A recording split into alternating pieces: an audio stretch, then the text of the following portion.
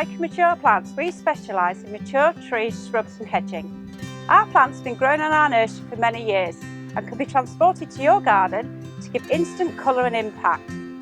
It can take years to create a mature garden and not all of us have that time to wait. We're here to help and advise you on how to transform your garden.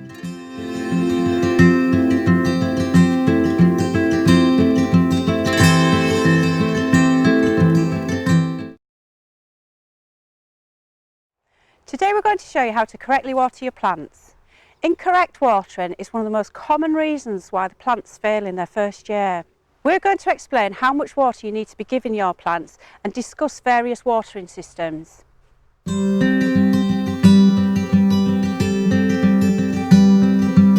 moisture requirement needed for your plants is largely driven by the evaporation from the leaves. So the faster the evaporation, the more water will be needed. A good analogy would be if your washing's drying on the line, your plants are drying out too.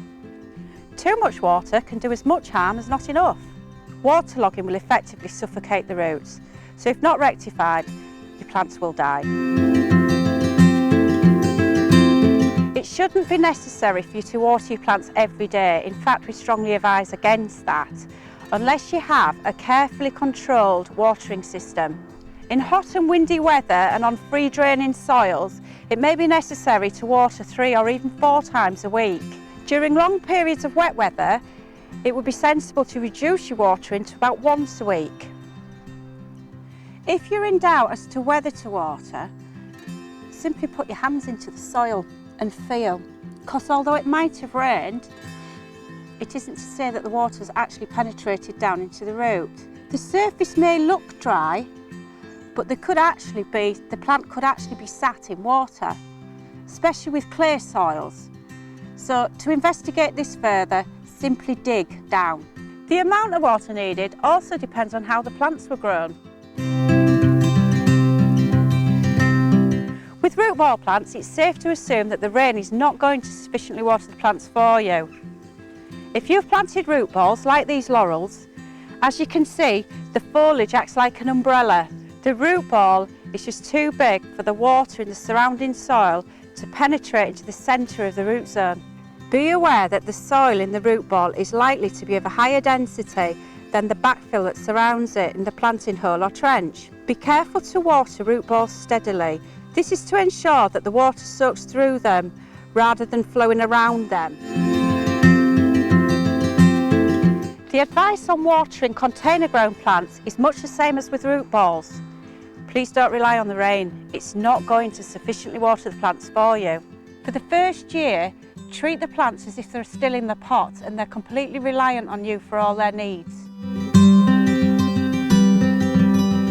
The amount of water required for each plant depends on the plant's size. So a tree grown in a 250 litre container is going to need more water than the shrub that's been grown in a 36 litre pot.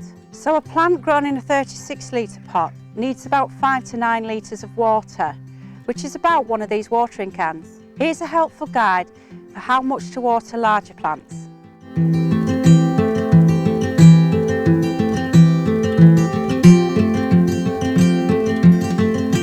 There are a number of different ways of watering your trees and shrubs. The easiest, most reliable way is to create a donut.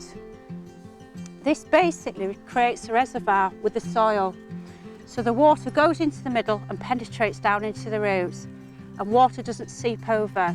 The easiest way to water container grown and root ball hedging is to use a soaker hose attached to a timer like this one.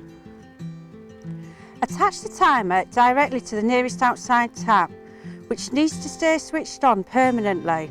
Run a length of hosepipe from the timer to the start of the run of the hedging, and then lie the soaker hose down on the soil surface, directly on top of the root balls, for the full length of the new hedge. At normal tap pressure on level ground, soaker hose can water a length of hedging 40 to 50 metres long.